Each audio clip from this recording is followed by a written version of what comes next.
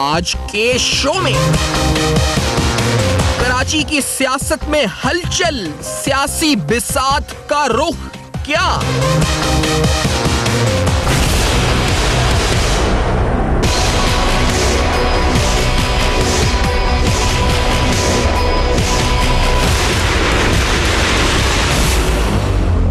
अरशद वोहरा की पीएसपी में शमूलियत, पैगाम क्या? वफादारियां जबरदस्ती तब्दील कराने का इल्जाम कितना सच? अस्सलाम वालेकुम। पस पर्दा हक़ाइक़, सनसनीखेज़ इंकशाफ़ात, प्रोग्राम बेनकाब। मैं हूँ आपके साथ सैफान खान।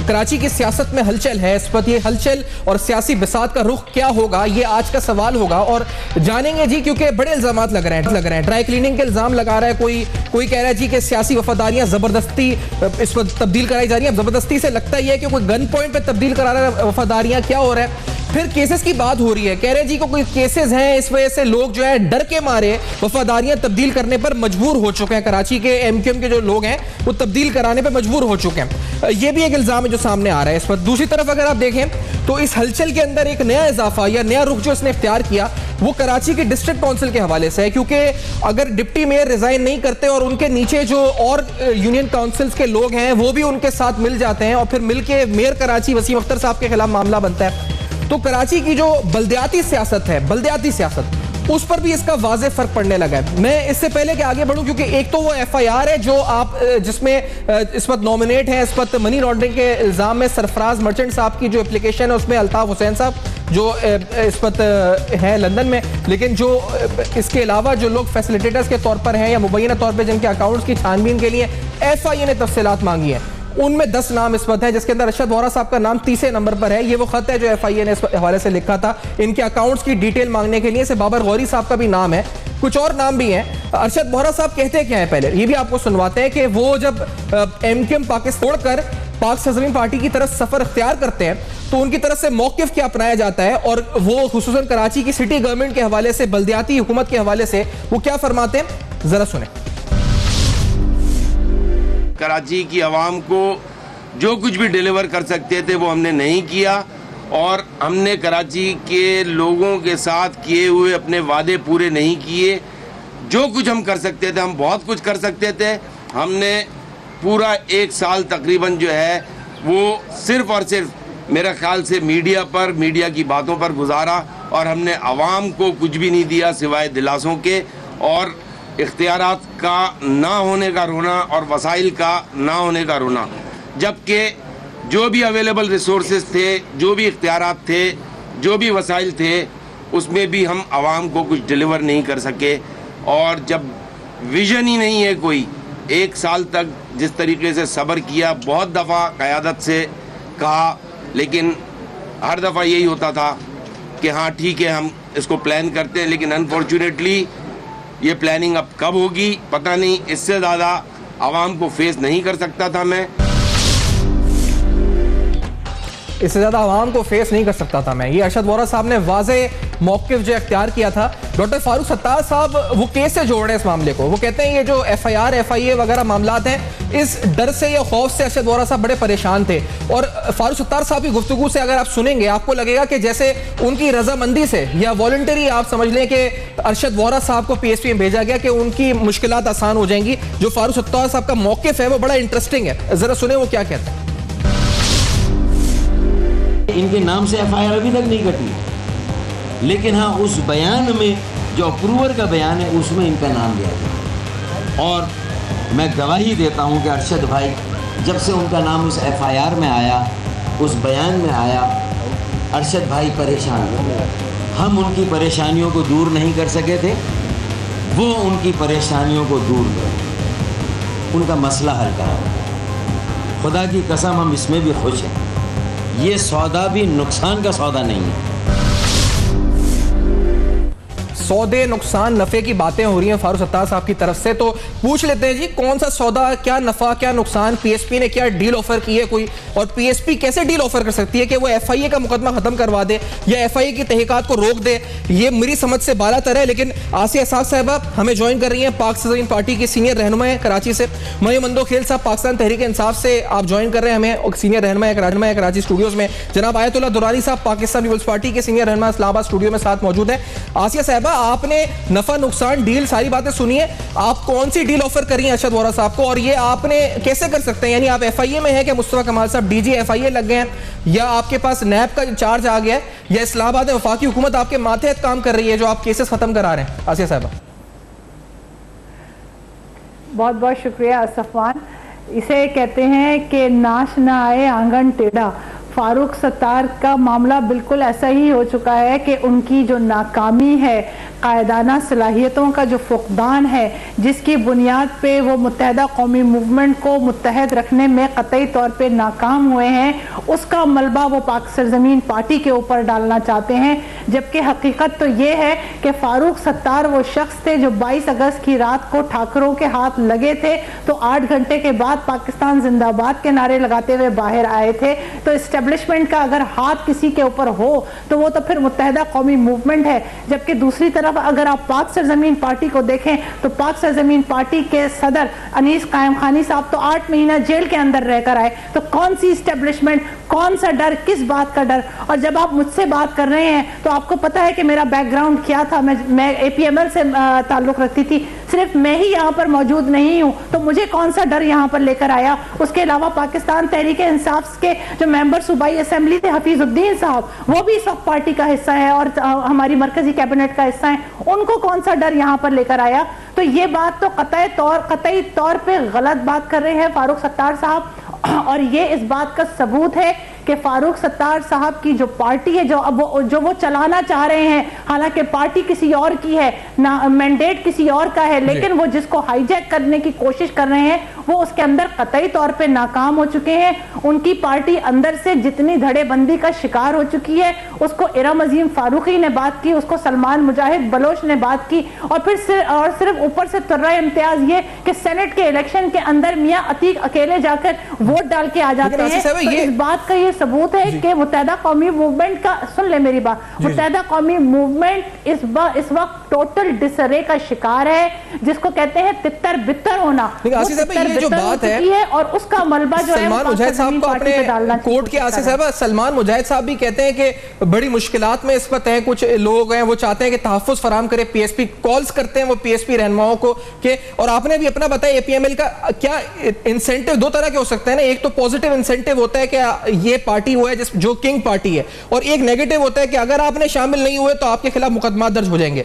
तो मैं एक मफरूजे के तौर पर पूछ रहा हूँ कि दो जरूरी है कि आपके खिलाफ तो कोई केस नहीं, क्योंकि केस नहीं, आपको पॉजिटिव इंसेंटिव नजर आ रहा हो, तो ये तरीका, क्योंकि ये हर एमक्यूएम वाला कह रहा है जी कि एमक्यूएम के लोग कह रहे हैं कि हमें धमकाया जा रहा है, डराया जा रहा है, कि पहले कहते थे फोन आते हैं, फिर कहते हैं कुछ होता है, अननोन नंबर से कॉलें आती हैं, अब ये एफआई का केस बता रहे हैं।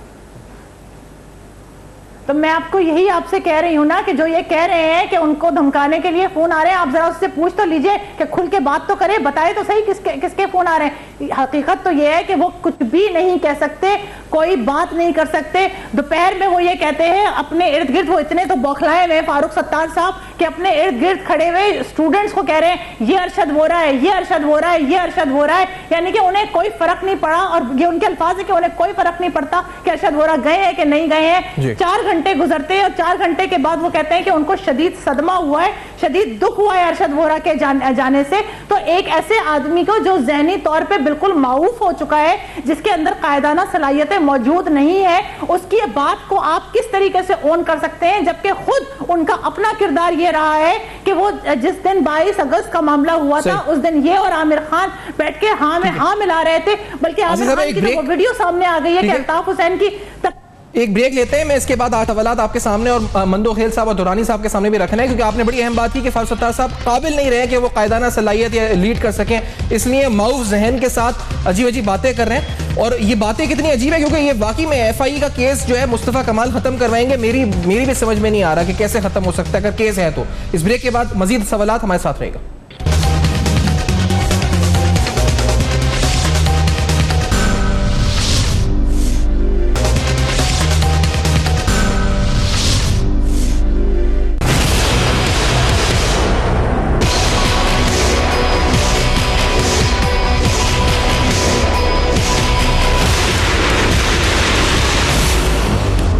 Welcome back. आप देख रहे हैं बेनकाब। आप इल्ज़ामात की अगर बात कर रहे हैं और सुन रहे हैं तो आप सुन रहे हैं कि इल्ज़ामात जो लग रहे हैं पीएसपी की क़यादत पर, वो डराना धमकाना या किसी को इस वक्त ड्राई क्लीन फैक्ट्री कोई कह रहा है। और अभी ये एफआईए वाला रिसेंट मैंने आपको दिखाया कि अकाउंट्स कह जी एफआईए, और इस वजह से गए कि परेशान थे वोरा साहब, और पीएसपी ने ऑफर किया कि आपके मुकदमात हम हैंडल कर लेंगे या हम हल कर देंगे। इस वजह से उन्होंने ज्वाइन कर ली। ये एमक्यूएम पाकिस्तान का कहना है। अब वो यही हमने सवाल उठाया कि किस तरह से पीएसपी ये गारंटी दे सकती है, किस तरह से ये बात सही हो सकती है फारूक सत्तार साहब की। ये जहन में मेरे सवाल है। महीवंदो खेल साहब, पहले आपकी तरफ। सर, ये आखिरकार क्या पीएसपी के पास एफआईए है इख्तियार में, नैब है इख्तियार? सत्तार साहब क्या बातें कर रहे हैं? किस तरह से ये बातें उनके जहन में आ रही है कि मुकदमा खत्म करवा रहे हैं अरशद वोरा साहब का? देखिए सैफान, बात यह है कि इसका और तो कोई तुक नहीं बनता या कोई सेंस नहीं बनाता। गालबन जो मैं ख़ुद अपने सियासी तजर्बे से और यहाँ पे लोगों की बातों से, उनके पहले जो भी हुई, उससे ये गालबन वो शायद तासुर देना चाहते हैं कि शायद इस्टेब्लिशमेंट उसके पीछे है तो उनके मुकदमात भी ख़त्म करा दिए। लेकिन इससे भी ज़्यादा बुरी बात उनका ख़ुद ये कहना उससे ज़्यादा गलत है कि जी आप ये समझते कि आपके दरमियान एक ऐसा आदमी था जो मनी लॉन्ड्रिंग में था, आप इसलिए कह रहे हैं कि वो परेशान थे। देखिए, एक परेशानी उस वक्त होनी चाहिए जब एक बात में कोई हकीकत होती है, डरता आदमी जब कुछ किया होता है। जी, अब अगर आप वो तो ये नहीं कह रहे कि मैं डरता हूँ या मेरे, वो तो बड़े बोल्डली बात कर रहे हैं। आपको उनके हवाले से ज़्यादा शोर है और आप कह रहे हैं कि जी उनको ख़तरा था केसेस का और मनी लॉन्ड्रिंग का, तो इस वजह तो आपने अपने मनी लॉन्ड्रर अपने दरमियान क्यों रखा था? देखिए, एमक्यूएम पाकिस्तान के हवाले से अच्छी खबरें नहीं आ रही। एक तो एक इन पिछले दिनों आमिर खान और फारूक सत्तार ग्रुप, जिसमें सलमान मुजाहिद और दूसरे ये सारे उसमें थे, तो ये एमक्यूएम टूट फूट का शिकार हो रही है। और उसकी गालबन वजह यह है कि जी ये डिलीवर नहीं कर सके, जो कि अपने आपको समझ में नहीं आ रही इल्जाम की लॉजिक के क्या है ये, मतलब ये मतलब ऐसी मतलब एक बना लिया गया मफरूजा है, क्या है ये, मतलब समझ में नहीं आ रही है। अगर और आप कह रहे हैं अगर है था तो फिर वो तो आपकी सफ़ों में था मनी लॉन्ड्रर, फिर आप पहले बताते कि मनी लॉन्ड्रर है, आप खुद कह रहे हैं कि है। जी बिल्कुल, आपके दरमियान अगर था तो या तो आप बिजनेस बात कर रहे हैं और आप ये साबित करें कि शायद कोई एस्टेब्लिशमेंट या वो उनको ला रही, तो एस्टेब्लिशमेंट का क्या इसमें हो सकता है? आपके खिलाफ क्यों है? ये आपके लिए अच्छी बात नहीं है कि आप भी पाकिस्तानी होते हुए। देखिए, पिछले दिनों भी सलमान मुजाहिद साहब नाम तो सर आपकी जमात पर भी लगाती है, नून लीग लगाती है कि आप लोगों को एस्टेब्लिशमेंट सपोर्ट करती है या आप लोगों के साथ है, पता नहीं कौन कौन सा अनोखा लाडला और क्या क्या कहते रहते हैं, वो पीएसपी पे लग रहा है, वही इल्जाम है। देखिए, इल्ज़ाम तो जो जिस पे लगाते हैं, मैंने कहा था हम अगर हमारे ऊपर इल्ज़ाम लगता रहा कि जी इन्होंने धरना जो है ना वो इस्टेब्लिशमेंट के कहने पे दिया, और अगर होता तो फिर उस वक्त हुकूमत बदल जाती और फिर हुकूमत चली जाती नवाज शरीफ की, फिर हमें कोई फ़ायदा होता? आज तक हमें बताएं इस तमाम मामले का फ़ायदा क्या हुआ? 78 लाख वोट भी क्या इस्टेब्लिशमेंट के कहने पर हमें लोगों ने दिए। मैं फिर आता हूँ उस, देखें एमक्यूएम पाकिस्तान की तरफ। पिछले दिनों सलमान मुजाहिद साहब ने कहा कि जी उससे एक क्लियरली सामने बात आ गई कि जी दो ग्रुप्स हैं, उनके अंदर टूट फूट का शिकार है। उसके अलावा यह है कि उन्होंने कहा कि जी अभी भी उनके लंदन से राब्ते हैं, ठीक है ना, और ये भी उनके लिए अच्छी बात नहीं। उसके अलावा अरशद वोरा साहब ने जो कहा है कि जी हमें कैपेसिटी नहीं है इनकी और विजन नहीं है, ये सब चीज़ें, तो ये एमक्यूएम के लिए अच्छी बात नहीं है। कराची के वोटर ने, कराची के अवाम ने देखना है कि अगर उनके दरमियान में से एक डिप्टी मेयर खड़ा होकर के इस्तीफा दे रहा है और ये कह रहा है कि जी उनका विजन नहीं है और उनके इख्तियार जो भी उनके पास वसाइल थे उसके मुताबिक भी उन्होंने कुछ वो नहीं किया। लीडरशिप का क्राइसिस है सर। आयतुल्लाह दुरानी साहब, मैं ये क्योंकि ये जो एस्टेब्लिशमेंट वाली बात है कि किंग्स पार्टी है पीएसपी कराची, सर ये तो मुझे यहाँ तक याद, मुराद अली शाह साहब जब यहाँ पे पीएसपी धरना दे रही थी, उनकी कड़ी स्टेटमेंट्स आई थी पीएसपी के खिलाफ। जरदारी साहब की भी स्टेटमेंट आई थी, वो कहते पार्टी नहीं समझता मैं तो पीएसपी को। तो दुरानी साहब, ये आज फारूक सत्तार साहब जो बातें कह रहे हैं पीएसपी के बारे में, ये सही बात है कि एफआई का मुकदमा पीएसपी खत्म कराएगी, तो लोग डर के इसलिए जा रहे हैं कि केसेस खत्म हो जाए, पीएसपी खत्म करा देगी केसेस, तो इनमें कोई हकीकत है? दुरानी साहब, सियासी आपका तजुर्बा क्या बताता है? बिस्मिल्लाहिर्रहमानिर्रहीम।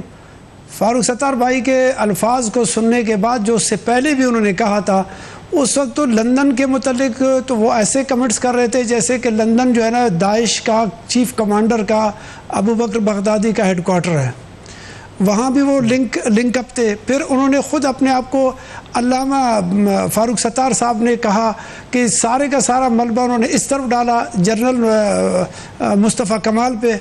तो जनरल मुस्तफ़ा कमाल अपने पोजीशन को जो सियासी तौर पर आगे मूव कर रहा है। नहीं, क्या आप जनरल मुस्तफ़ा कमाल आप कह रहे हैं? पाक सरजमीन शादबाद तू निशान जर्नल अजीम शान, मैं उस हवाले से बात कर रहा हूँ आपसे। नहीं, किस हवाले से सर? एक सियासी जमात है ये एपीएमएल नहीं है जनरल मुशर्रफ साहब की, ये पीएसपी है, ये जनरल मुस्तफा कमाल कैसे कह रहे हैं आप? उनका तो कोई ताल्लुक नहीं, जनरल ना लेफ्ट कुछ भी नहीं है, वो तो सिविलियन है। आप क्यों कह रहे हैं? आप मेरे अल्फाज को अपने पास रखे, इसके बाद हम आगे बढ़ रहे हैं ना, तो ये मेरा फिलबदी आपके लिए आ गया। तो आगे जा कर के दरअसल ऐसा है कि इनके दरमियान में एक फ़िक़ही लड़ाई है। उस फ़िक़ही लड़ाई ने एक नतीजे को मुस्तफ़ा कमाल की शक्ल में पेश किया, और दूसरा फ़िक़ा अभी तक उज़र मौजूद है उनकी। चूँकि हम जानते हैं सब पॉलिटिकल पार्टी के एक दूसरे को लोग बड़ी मुद्दत से शुरू दिन से, जब अल्ताफ़ भाई मोटरसाइकिल पर थे उस ज़माने से मैं उनको जानता हूँ। तो उस ज़माने से मैं इनको पॉलिटिकली हम लोग इनको देखते रहते हैं। हम PSF पीपल्स स्टूडेंट फेडरेशन थे, और ये नए महाजिर कौमी मूवमेंट के तलबा यूनियन में मुस्तफ़ा काज़मी के इलेक्शंस जब हो रहे थे उस वक्त के ज़माने की बात कर रहा हूँ आपसे।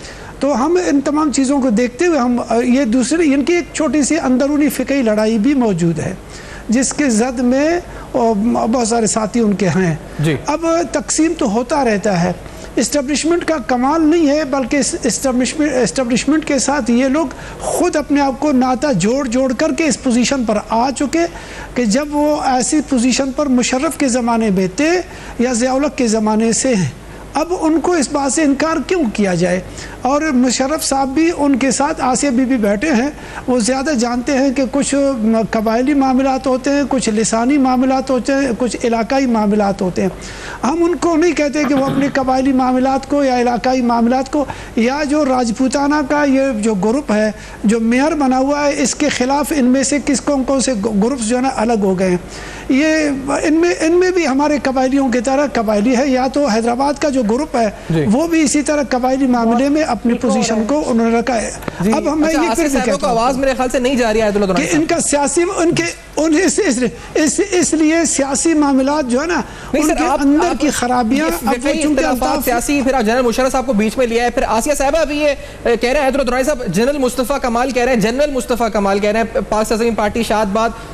आसिया साहब ये वो तासुर है जो पीपल्स पार्टी के जहन में, क्योंकि सीनियर क़यादत है पीपल्स पार्टी की, कह रहे हैं जनरल मुस्तफा कमाल कह रहे हैं आपकी पार्टी के सरबराह को।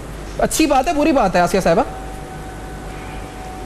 मैं असल में इनकी आवाज मुझे नहीं आ रही थी, इको हो रही थी बार बार, लिहाजा मुझे इनका कहा हुआ कोई लफ्ज समझ में नहीं आया। मैं बताता हूँ, वो कहते हैं कि आप जो है ना ये जनरल मुस्तफा कमाल की पार्टी है, और आप एस्टेब्लिशमेंट की सपोर्ट दोनों ग्रुप्स को रही है, हमेशा से रही है। कौन? ये आयतुल्लाह साहब ने कहा है? जी।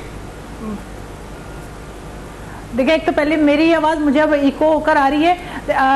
अगर इस तरह की सिचुएशन है तो फिर मैं तो सिर्फ पाकिस्तान पीपल्स पार्टी के लिए बस मैं यही कह सकती हूँ कि इन्ना लिल्लाहि व इन्ना इलैहि राजिऊन। जिस तरीके से जितना बड़ा हाथ इस्टेब्लिशमेंट का या जो भी मामलात थे, जिस तरीके से ये क्लियर होकर आए हैं, तो फिर तो एक अफसोसनाक बात है। और सबसे अहम चीज़ ये कि पाकिस्तान पीपल्स पार्टी ये देखे कि उसने सिंध के अंदर कारकर्दगी क्या दिखाई है। सफ़ान, जब मैं और आप इस वक्त बात कर रहे हैं, कोई दिन ऐसा नहीं जाता जब थर में बच्चे नहीं मर रहे होते हैं मेल न्यूट्रिशन से।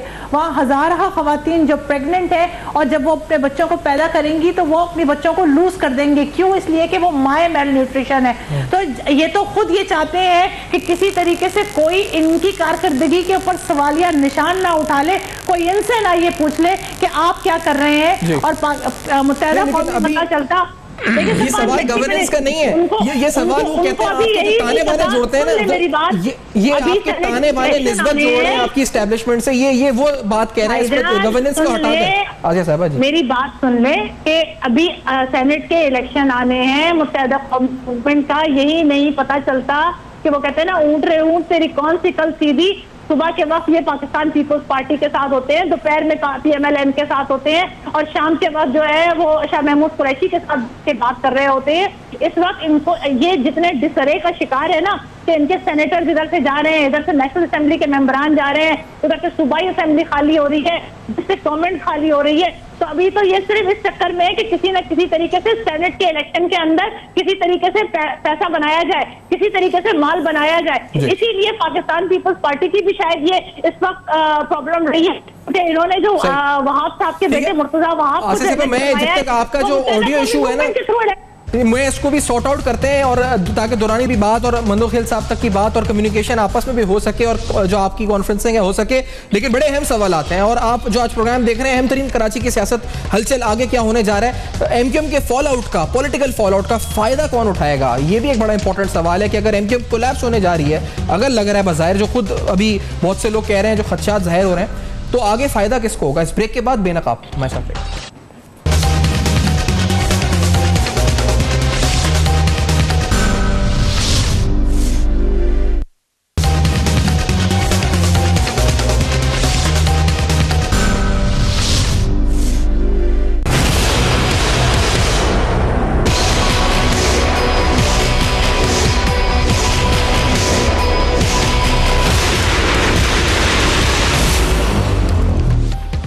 Welcome back. आप देख रहे हैं बेनकाब। एक बड़ी अच्छी तजवीज़ है अनीस खानी साहब की तरफ से कि एक लिस्ट फराम कर दी जाए, वो गुड और बैड की लिस्ट फराम हो जिसके अंदर एमक्यूएम के अच्छे लोग और बुरे लोगों की लिस्ट आ जाए, ताकि कोई ज्वाइन करता है तो वो लिस्ट के जरिए पता चल सके कि जी ये फारूक सत्तार साहब की डिक्शनरी में बड़े अच्छे लोग थे, ये फारूक सत्तार साहब की डिक्शनरी बड़े बुरे लोग थे, और ताकि ज्वाइन करने के बाद वो केस सामने ना आ जाए। ये सुने अनीस खानी साहब ने जो स्टेटमेंट दी है, ये रेडियो का सुना है अनीस खान साहब ने जो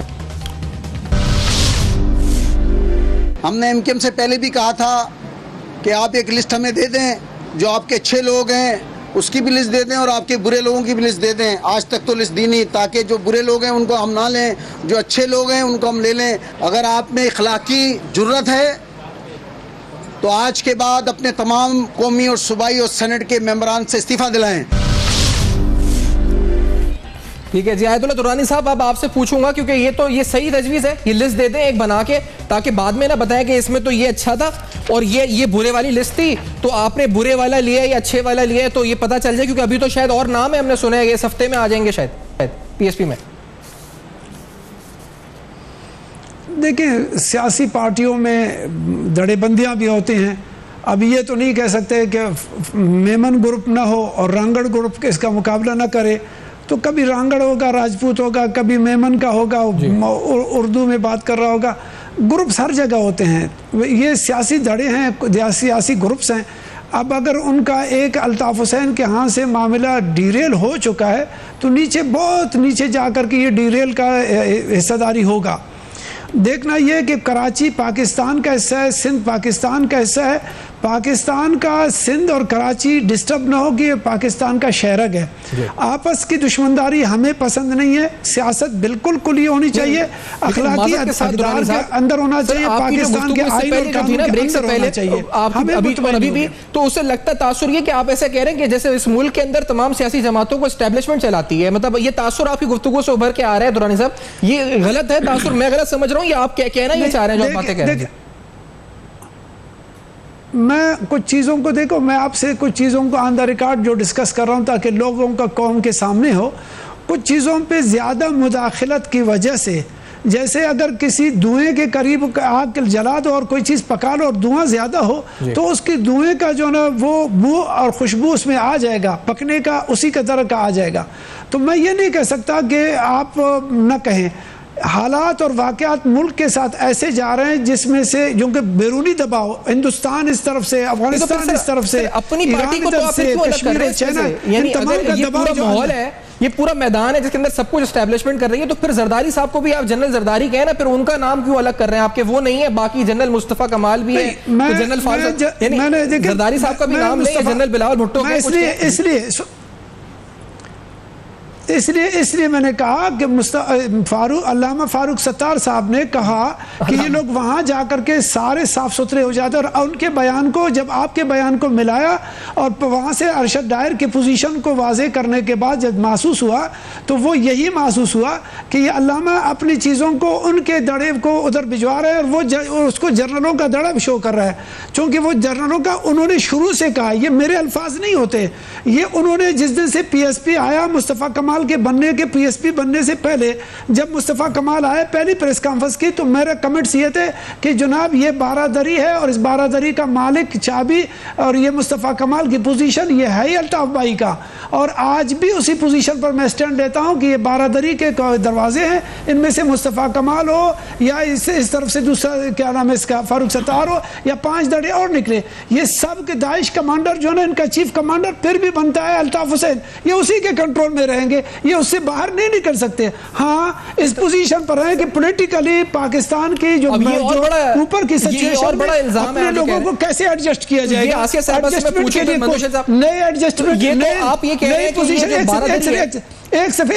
एक लफ्ज है ऐसा है कि जो नए मुस्तकबिल में नई अलाइनमेंट आ रही पाकिस्तान की सियासत की, उसमें एमक्यूएम के लोग पढ़ा लिखे हैं, समझदार हैं, उन्होंने अपने रीअलाइनमेंट करने के बाद उसमें अपना हिस्सेदारी का पोजीशन रखवाना चाहते हैं और वो रखे जाएंगे।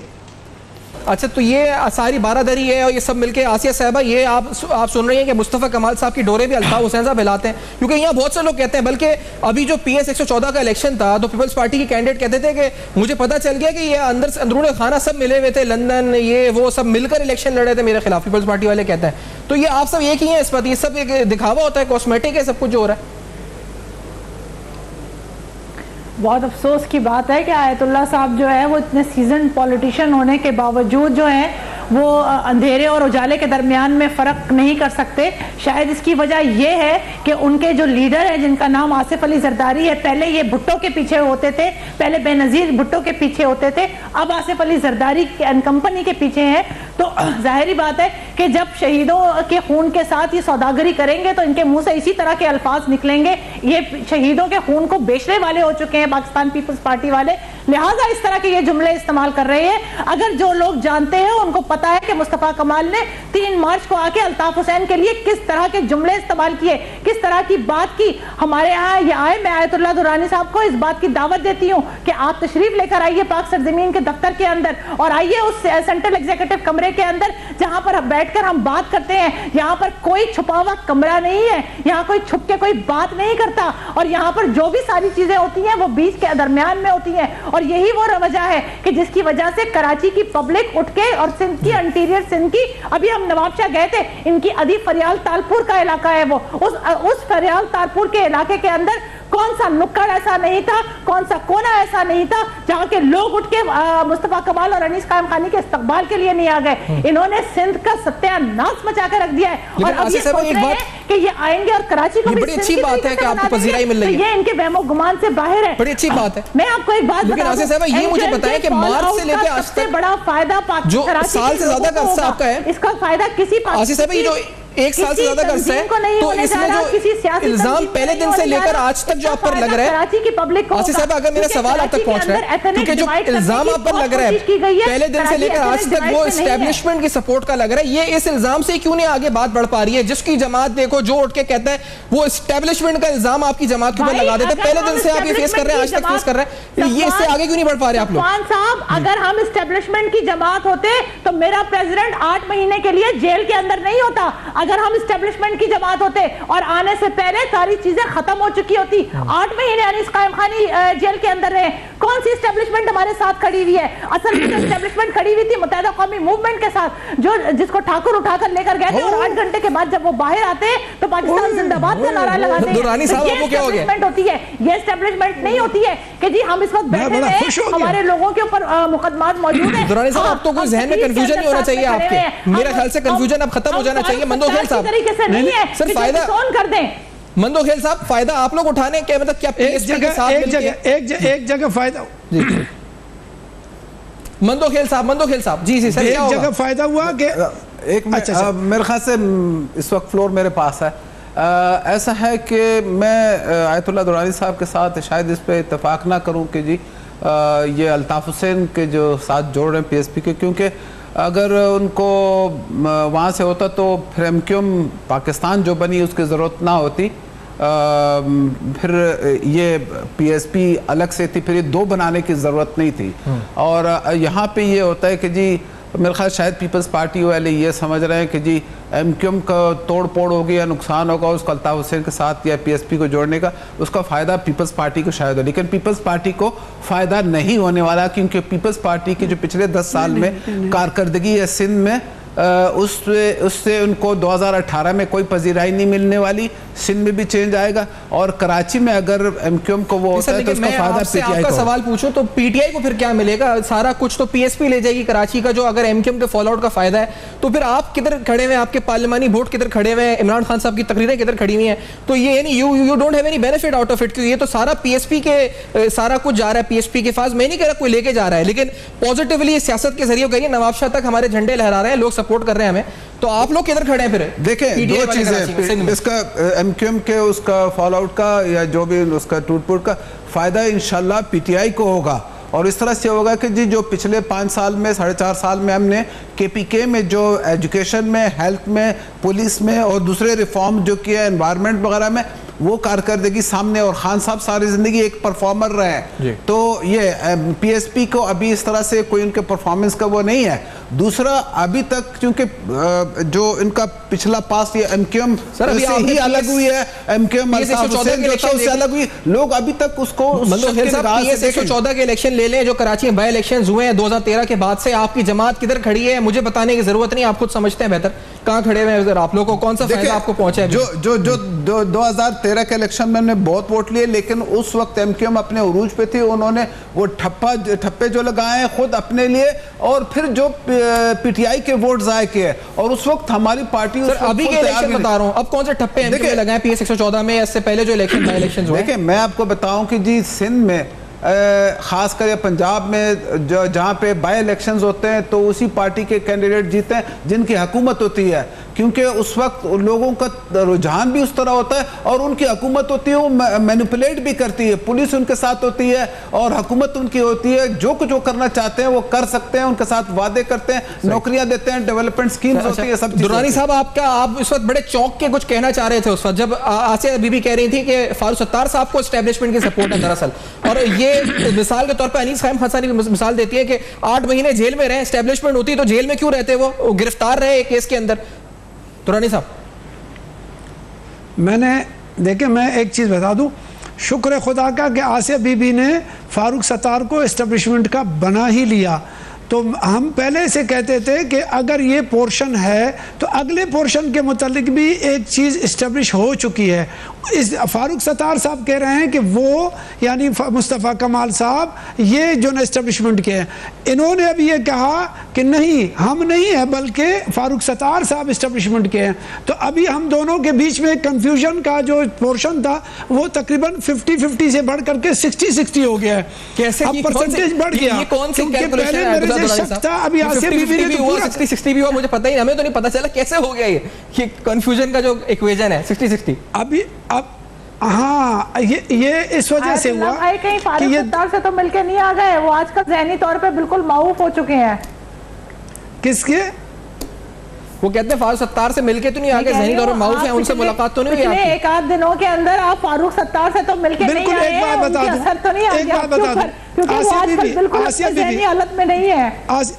आसिया बीबी एक बात बता दूं, कोई भी पॉलिटिकल बंदा, चाहे मैं हूं चाहे आपकी पार्टी हो या कोई भी पार्टी हो, मेरा दुश्मन की पार्टी जो मेरे साथ पॉलिटिकली दुश्मनदार हो, मैं भी उसको माऊफ अकल नहीं समझता, इस वजह से कि वो अपने गेम का हिस्सा, पोर्शन, सियासी बयानात, सियासी पोजीशंस कहां बदलता है। मैं बड़ा शुक्रिया अदा करूंगा इसी पॉइंट पे गुफ्तगू को समेट के। सर मुझे वाइंड अप कहा जा रहा है तो फीडबैक के लिए जरूर आपको एंड फ्लैश करूंगा। शुक्रिया अदा करते हुए मंदोखेल साहब का, आयतुल्लाह दुरानी और आसिया साहबा का। आज डिटेल में गुफ्तगू कराची की सियासत और मुस्तकबिल के मंजरनामे पर की, कोशिश किया कवर किया जाए टॉपिक को, जितनी कोशिश हो कर सके कवर। आगे फिर हाजिर होंगे कल आप इस में, देखते रहेगा अब तक।